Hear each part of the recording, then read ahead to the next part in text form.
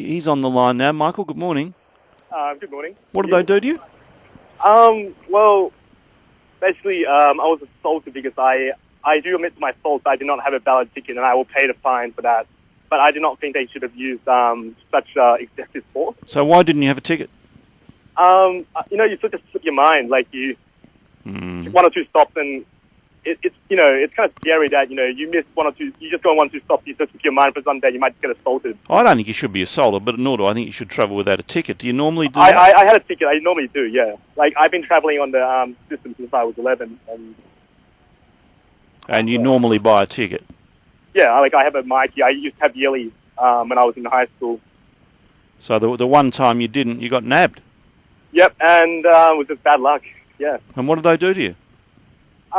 Well, I think they thought apparently I was going to endanger them or something, which is why they told me they could use so much force on me. Well, they're claiming that you violently pushed the officers away with your hands. I didn't. They grabbed my arm, and I guess I wanted them to let go, so he didn't let go, and somehow I ended up under the bench, and I remember getting choked and my arm getting twisted.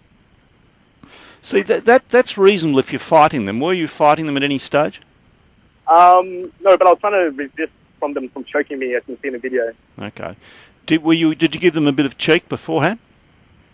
I did tell them to calm down because they were getting very aggravated. I didn't want to get in trouble. Well, what happened when they first approached you? They said, "Excuse me, sir, we've got a valid ticket." No, I haven't. What happened then? I said, I don't have a valid ticket, and because I'm a very much a poor student, I sort of try to appeal, like, can you please not fine me because I won't be able to eat for next week. And I think they thought I was trying to run away, but I wasn't. And why would they have thought that, Michael?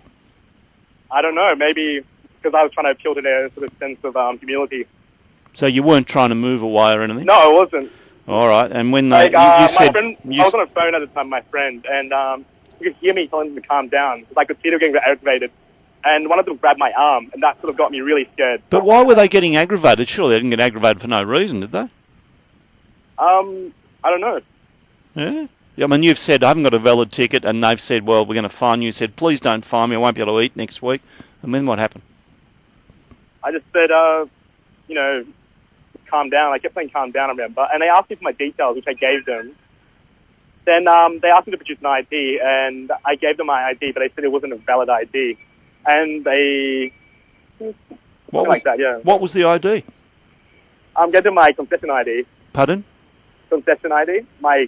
okay, so that wasn't a valid ID. Yeah, because it needed a photo on it. But they had my photo on it anyway, so I was like, okay. All right. I'm just a little puzzled about why they've, erupted. I think they kind of enjoyed the whole incident, because after they did it, they sort of congratulated each other for coming around to sort of do it. Okay, Ingrid's just called in. She says she saw what happened. Have a listen, Michael. Yes, Ingrid, what did you see? Yeah, hi, Neil. Look, I didn't see them tackle him to the ground, but I certainly saw from all three of the people, the guards, on him, holding his arm back, and he was yelling out that he was going to, they were hurting him. His arm was, breaking. And I went up to, there was the Melbourne, I think it was the Melbourne Central man. Yeah. And I said to him, can you just ask them to release him a little bit, just get off him a little bit? And he said it's none of his business.